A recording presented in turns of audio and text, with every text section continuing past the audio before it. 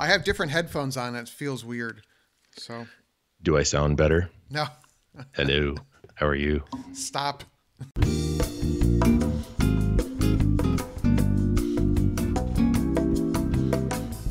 Hey everyone. Welcome to Garden Fork Radio. It's Eric with my friend Will. Hello, Will. How you doing today? Will's been trying to make me laugh while I do the introduction. I was doing a pretty good job. You cracked up there 3 times, so. Really good job. We can't play what he did because this is a family-friendly podcast. There would be a lot of beeping. But welcome, everyone. Thanks for coming. I am in a remote location. I'm in my kitchen, which is a very long story. And I have these headphones on that, they're noise-canceling headphones. That's why it feels weird. These are the headphones I use on the airplane. And so there's no background noise. So my ears are ringing loud. So what if I turn this off? Let me try it. Does that sound any better? That sounds better. There we go. You sound great. It's just weird when you have anyway, it's just Eric. Do you want to start over? No, I want to welcome everyone. I am the voice of positivity in a world that is a little topsy-turvy, you know? Completely understood.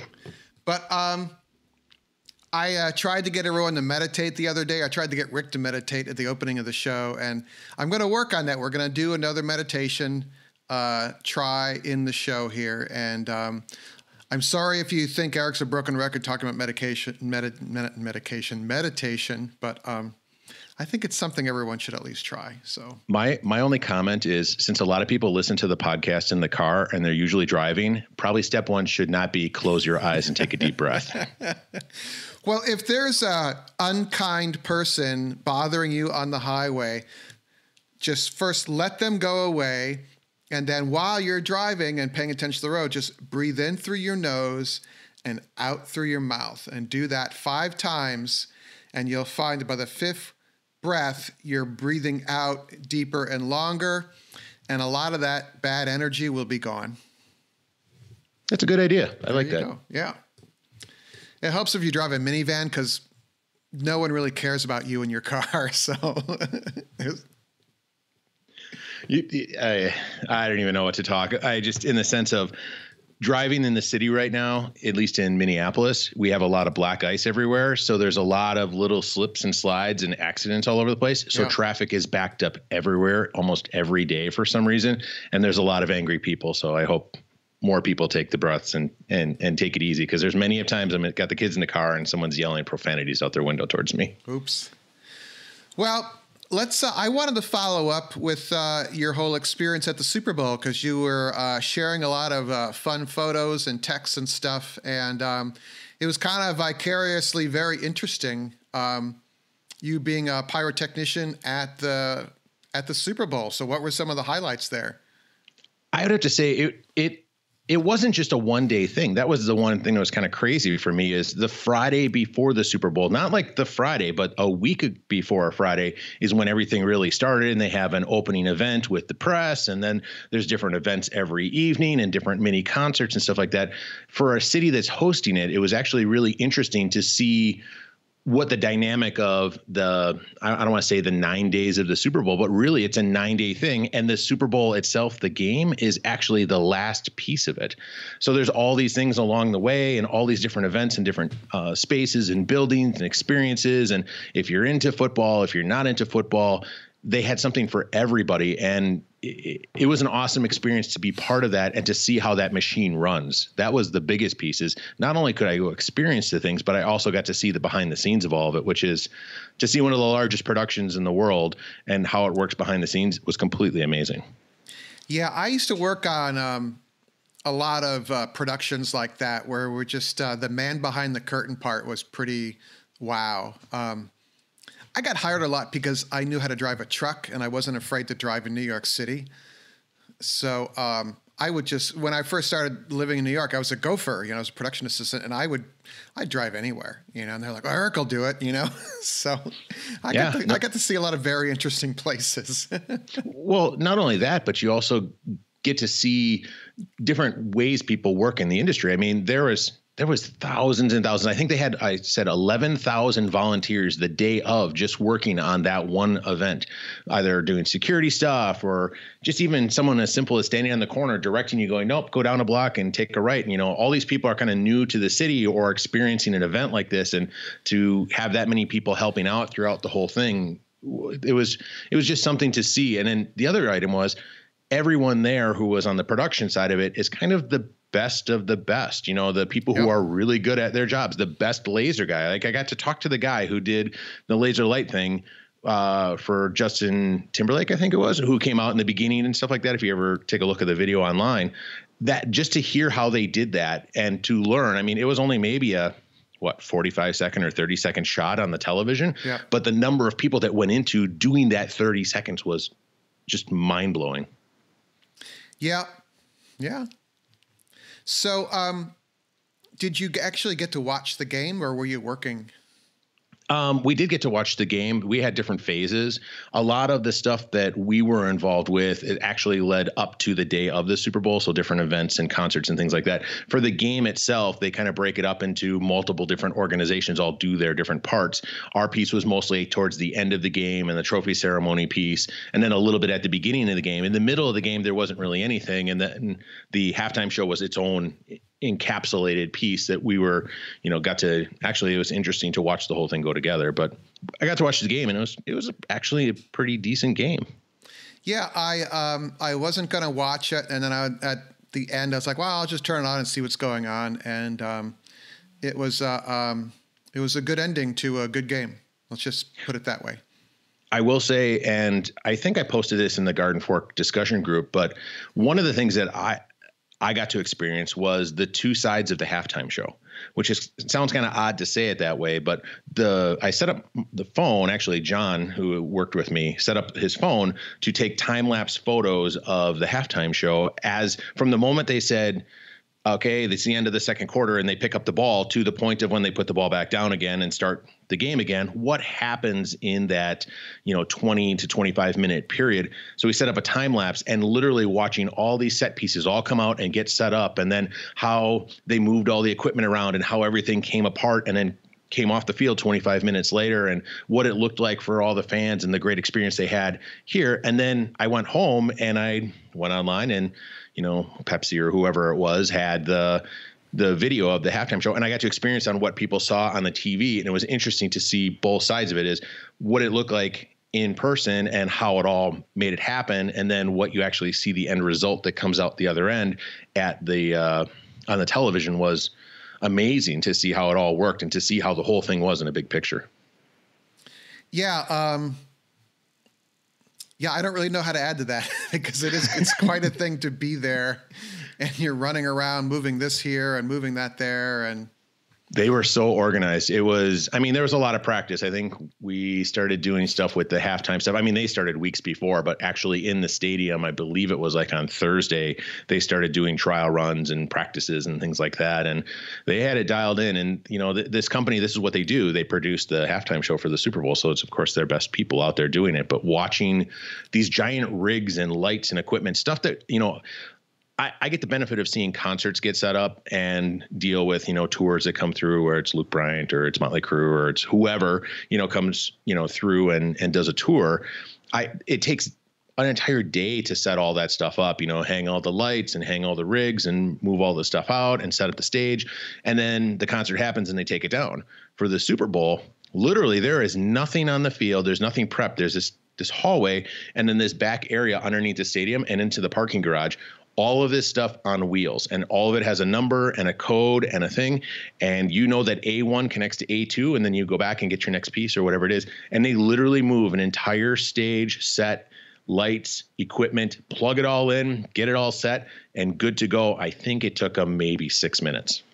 Yeah, not bad. Well, it was cool. Oh, did you, is your end of it all that confetti that's blasted up into the air? They did shoot a lot of confetti out there. That was an interesting thing too, because they had two boxes of confetti. They had the red and the blue and the green and the white, depending on which team won. So It was interesting to hear the production staff. Okay, these are the boxes. Green team go, your red team no, and that kind of stuff. We were involved with some of that stuff, but that's again another company that does that part of it. But there was a lot of it there. professional confetti projectiles. Somebody told me there was like 2 billion pieces of confetti or something like that. It just some ridiculous number. And they bring it in like in a big flatbed truck and they load it into the machines and get it all ready and boom, off it goes. Boom. People were selling it on eBay, by the way. That was kind of the strangest thing. Like I'm walking around and there's piles and piles of it there. I get home later on and my wife says to me, "Oh, did you bring anything home?" I said, "Yeah, I brought a little bag of confetti home to kind of remember the Super Bowl or whatever." And she says, "Oh, did you look online?" And I looked online and people were selling little bags of confetti for like $30. I'm like, I could have got a whole, back of a truck full of that stuff for free. Next time. Next time. Note to self, find out the confetti ahead of time and sell it online. Well, cool. Hey, I want a little quick shout out to the Garden Fork Patreon supporters. I know I've talked about this before, but I'm going to talk about it every show now. I hope if I can remember. Boy, these headphones sound really weird. Maybe I could use my Patreon funds to buy new headphones. If you want to consider supporting Garden Fork on a monthly basis, there's information about that in the show notes to our video here. Our podcast here. Or go to patreon.com/gardenfork. Just a quick shout out. I post some behind the scenes stuffs there, and Patreon is coming out with an app much like Snapchat, to where I will just kind of like, hey, I want to share this with my Patreon patrons. Just hit the button on my phone and shoot a little thing with the dogs or me working on something in my garage and go, just want to share that. And boom, it's done. And it goes to the Garden Fork patrons. So asking for $1 a month or $3 a month or more if you can. It's basically a price a cup of coffee a month, and you can help Garden Fork be Garden Fork, So every time you go to Harbor Freight, you can turn on the little app and we can see you shopping around Harbor Freight. Yeah, buying more clamps or something. What's Eric buying today? Yeah.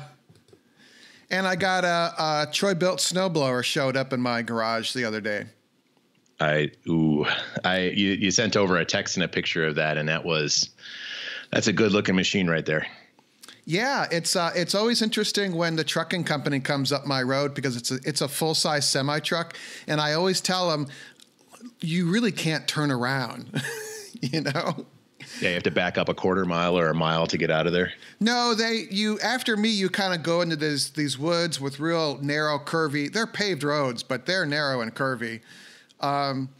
But the guy, Troy Bill has sent me a number of pieces of equipment, and it's always the same guy. And he doesn't blink. He's like, I know where I'm going. And he takes off again. But thankfully, the truck has a lift gate on it because it's like a 300-pound box, and it's up at like chin level, So have you fired it up yet? Yeah, we actually ran it in my neighbor's driveway and in our yard. We've had just mediocre snow. It's been like 2-inch snow or 3-inch snow and rain. But I thought, well, let's just put it through its paces. And there's a video in progress. And Troy Built is a sponsor of Garden Fork, full disclosure there. So we'll see. It's so far so good. It's really fun to throw snow about 20 feet. Is that a 3-stage or 2-stage? It's a 2-stage. We could geek out about snowblowers for a minute if you like. Yeah, I like snowblowers. I've got the big one, I've got the smaller ones and all that. So let's talk snowblowers. Well, there's single stage, 2-stage, and 3-stage snow throwers, and the single stage looks like a big auger, like a corkscrew, and it pushes it into the middle and forces it out this ejection tube, the chute, I guess it is. And that's good for 1 to 3 inches, I think. And then there's a 2-stage, which is what I have, which has the auger, and then it has what looks like a tennis ball thrower in the center behind the big scoop. And that grabs the snow like a handful at a time and throws it up the chute. And then there's a 3-stage, which is even more sophisticated than that. So I don't know. Does your Kubota have a 3-stage or 2-stage or? It's actually a 2-stage. So just the two pieces that grind it up and then it brings it to the fan piece. A 3rd stage really is like an auger that takes it from the middle and corkscrews it back and then kind of serves it to the fan that throws it up. By the way, speaking of throwing tennis balls with it, back when we had a dog, I actually had that happen. We were snow blowing the driveway and there was a tennis ball in the snow and it caught in that fan and it went out of that sucker and it probably went 50 feet. It was pretty impressive. So Don't try this at home, but it is pretty cool when it happens. Yeah. Yeah, we hit some sticks and stuff, but pretty resilient, and heated handles, which I'd never had before. How have the Troy-Bilts been with the shear pin? So for folks who don't know, there's a little pin that's inside there that if, let's say, a rock or it gets jammed up or whatever, instead of damaging the gears or the motor or the shafts, these pins basically get sacrificed and they kind of break. Have you ever had any problems with Troy-Bilt with any shear pins at all? No, but they do give you 2 spares. And nice. You can order them online. My neighbor actually has a 10-pack of them. I don't know if they're universal, but the ones he has fits my blower. But right in the top of the little control panel where the gear shift is and everything, there's 2 little slots, and there are 2 brand new shear pins that just sit there. So if you hit a rock, the idea is that the shear pin is made out of a metal that is a little weaker than the gears and the drive shaft, and they will fail before the gearbox or the drive shaft fails. And so that's why it's called a shear pin, because it'll just shear right off. And then you figure out what was wrong, and then you put the new pins in, and you're good to go. So see, I've gone through 8 shear pins so far this year, and that's a lot for a single season for us. And I attested to the previous year they came and they did what's called dressing the road, where they go along and they put new gravel along the edges of a blacktop road, which is great because it helps with drainage and stuff. But when they plow, it picks up those rocks and it dumps them in the driveway, how you get that ridge at the end of your driveway. Blow the driveway, perfectly fine. Get down to the end there, and it has rocks or something inside of that last, foot or 2 of the driveway. Right. And the Kubota has 4 pins in it, 2 on the long shaft each, and then actually, no, it has 5 pins. It has 1 in the middle and then the 2 on the long shaft, and it'll shear them off every time. And I just went to the store and I bought a whole box of them, basically kind of like your neighbor did. And I've been just burning through them one after another. And I'm trying to figure out, I never had problems with my other snowblower, and I'm just trying to think if it's something with the brand or the torque or the fact that we're running hydraulics to get it to go that's causing it to keep shearing these things off. Yeah, I don't know. I might just be the sheer mass of snow and debris you're moving, because that's a big blower you're running. Yeah, 54 inches. It definitely will throw the snow, and it does a great job, but it's a beast.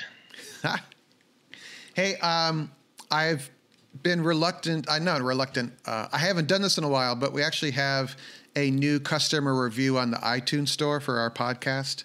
So I wanted to read this for you. And awesome. The fella's name is Sweeper Force. I'm curious about that. His headline is like YouTube on the go. I watched all of Eric's YouTube videos on my days off. I'm a do-it-yourselfer, so his videos are right up my alley. I seem to not get enough garden fork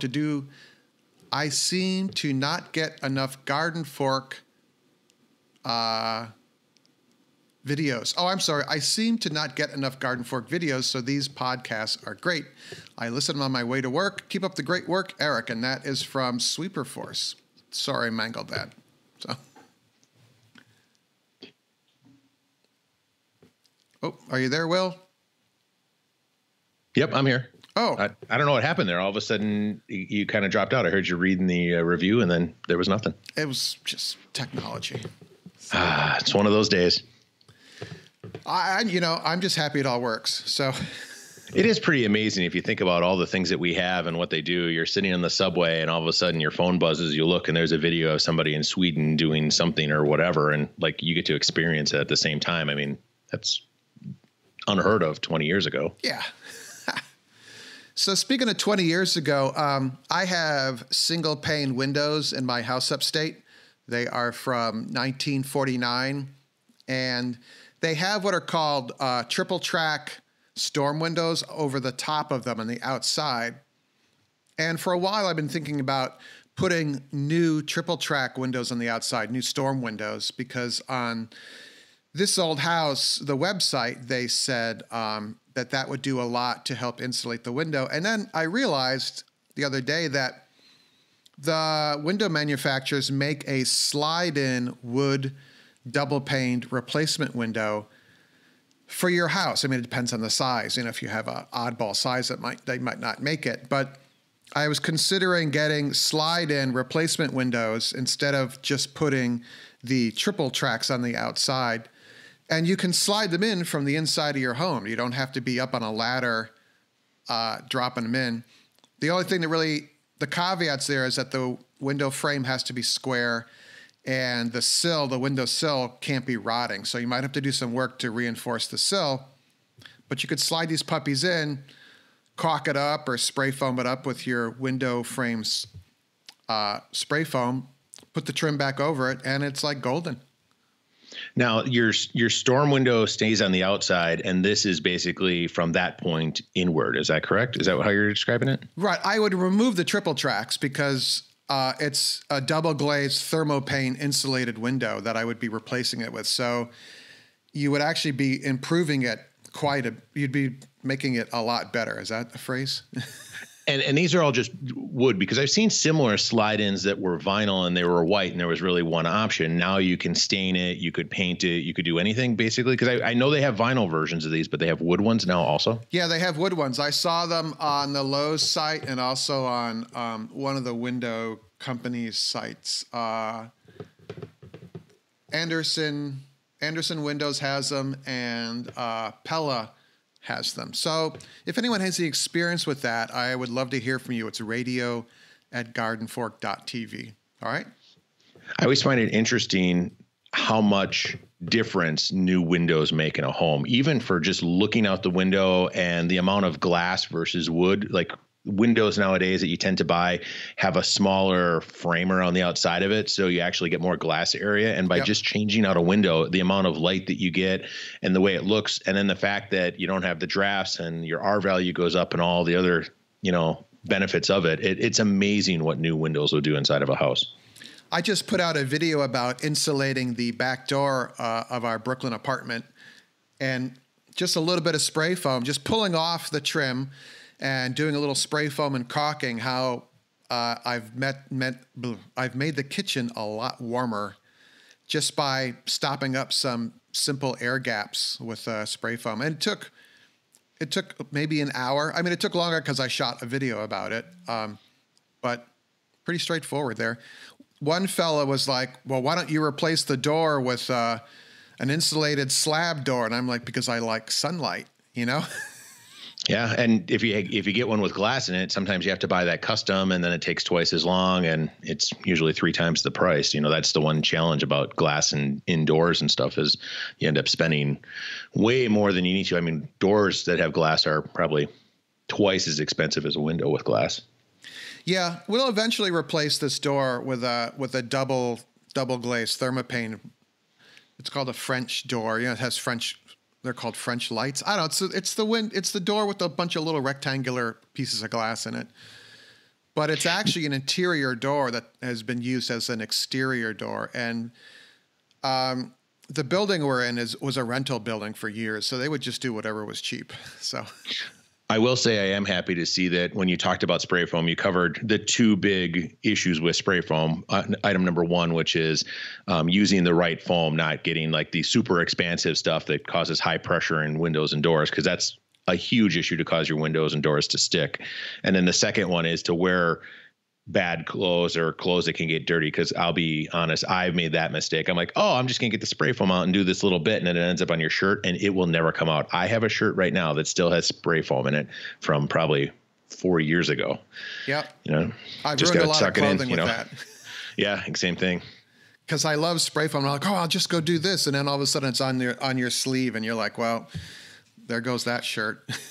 So here's a spray foam hack, and I don't know if it'll translate on the radio, but I'll give it my best shot. So how you have the tube and you put the plastic hose on the end of it and you run the can. Right. If there's times where you're working at an angle where you can't get up into the area that you need, if you go to like a pet store or fish store, or even actually a hardware store would have it, but the clear plastic tubing that they have, that's really bendable, that they use for like air hoses for like your fish tank and stuff like that. Yeah. Cut a length of that, let's say a foot or 2 long, and slide it at least 4 or 5 inches down onto that plastic tube. But now you've just extended and you've made that tube flexible, so you can slide it up into spaces and get back into areas that you can't necessarily reach with the straight stick, and then run it, and it'll still run the same way. Afterwards, you have to throw it out because you can't really clean it out. But it's an easy way to deliver foam back into really tight areas that you can't get to normally. Oh, yeah, because I'm like up at the top, if you're trying to do like the sill plate of your house or something, you're in the basement, the can hits the joist or it hits the subfloor, and you're trying to foam, and I'm like bending the straw down, and then the can isn't exactly like 90 degrees straight up, and the air starts to get in there, and that's brilliant. This way you can add, I mean, I've gone as far as adding 2 feet on the end of it. Now, it's not recommended to go that far, but if you slide it onto the plastic 6 inches, which that is a most important part, is you need to slide that sleeve over the top by at least 4 inches to 6 inches. The reason why is if you only put it on a little bit, the pressure is enough to pop it off, and then it sprays all over your walls and furniture. I have done that. But if you slide it down at least 4 to 6 inches, you could probably add 18 inches onto the end of that, and it's super flexible, so you can just slide that right up inside a block. That's how I actually prepped the spray foam in the basement of the cabin project. Was I couldn't get the can upright, so now you hold it down, a foot down from the ceiling, in your hand at a comfortable level, and then you're just reaching up with the hose and spraying in there. Boom. So in even more of a tangent, where we're talking about insulation in homes, is you have one of these laser temperature gizmos? Yeah, I was waiting. Like, I saw you doing the video about, finding leaky air spots and stuff, and I was waiting for you to pull out a laser thermal temperature piece. And, they're fairly inexpensive, but you can find the temperature of anything, and they work great. I have one. It was just in the wrong house. Yeah, I get that totally. But it's really cool because you can go around your house and shoot your windows or doors, or down along the end trim pieces, or to figure out if you've got an air gap that you can't reach to or something like that. You can just sneak in there and you can kind of look at the temperature, and then when you go and do your fix, go back and check it again, and you will see a significant difference between the two. So at night you go outside and laser your house? You can. Actually, it works. It actually works better to do it at night than during the day. Like on a cold night when it's dark outside, you can, laser your house and find out where your biggest air gaps are, or leaks or things like that. Like, oh, hey, that vent around there up on the top, or that spot by the soffit has, there's a leak. Well, the easiest way to find it is you don't want the sun beating down on it, because it'll show it as warm, versus at night when there's no sun outside, your house kind of stays an even temperature. And that's when you're easy to figure out the temperature differences between everything. All right. I just have this visual of you out at night lasering your house, and the neighbors looking out the window going, what's wrong with that guy? I would recommend not wearing a ski mask and a black outfit, because that is a one-way ticket to having the cops called. Not saying it's happened, but maybe it could have.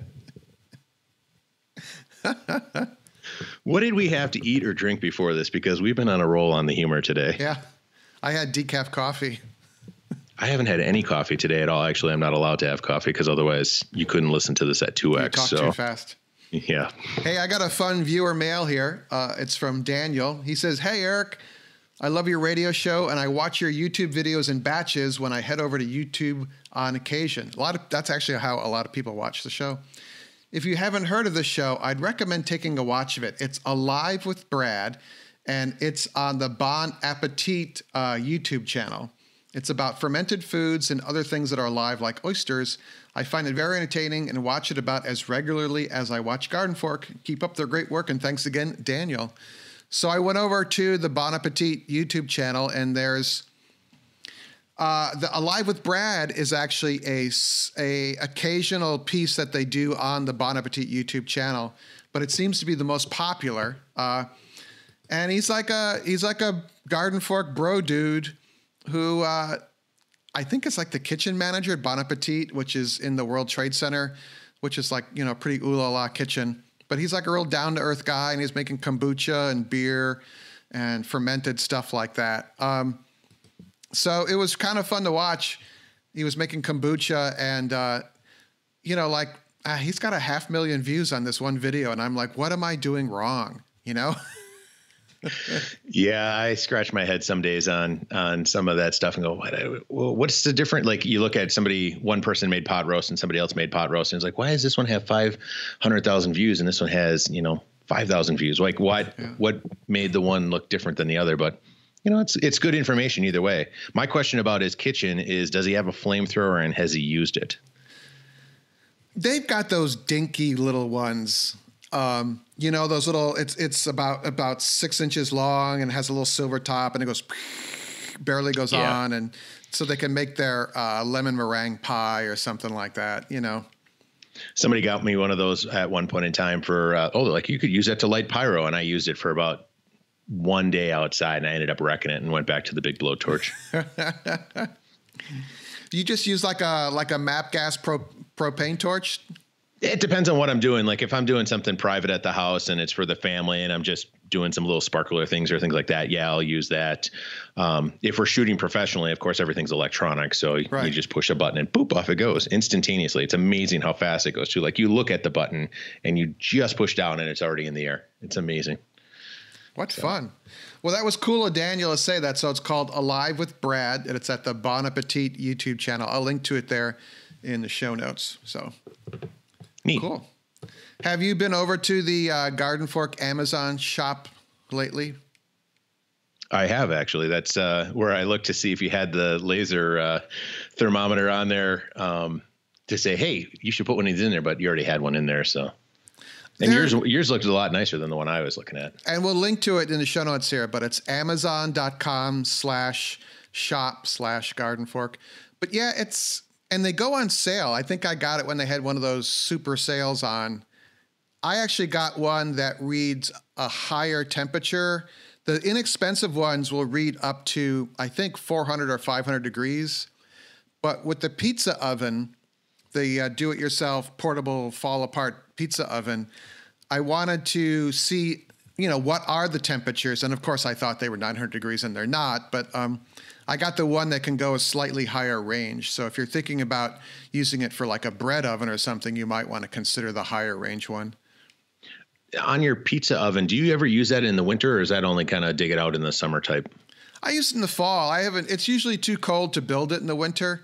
So, because I have to get all the brick is behind the garage, and the snow is back there. And I was just curious if you ever had problems with any of the bricks spalding or anything like that, or bursting and kind of crumbling because of that heat or whatever. Oh, I don't know. But what Will's referring to is if there's some moisture in your brick and then you heat it up, that moisture can turn to steam and crack the brick. But no, I haven't had that issue. I keep all the brick on a pallet, and then I put another pallet on top of that, and I put a Harbor Freight outdoor, one of those silvery outdoor tarps over it. So gotcha. I try and keep the snow and rain off them in general. And then it was funny. Somebody left a comment on one of the brick oven videos the other day. It's like, well, why don't you cement these so they'll stay together? And I'm like, the whole idea is you can take it back apart,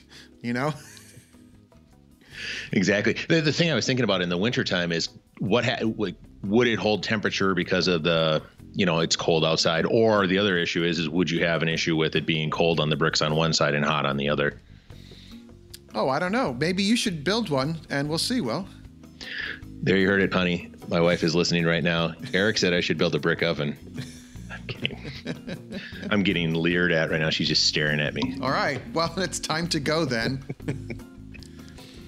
Well, thanks, everyone. If you want to consider leaving us a review, you can go to iTunes or use your phone and write a little review right on the podcast app. That would be great.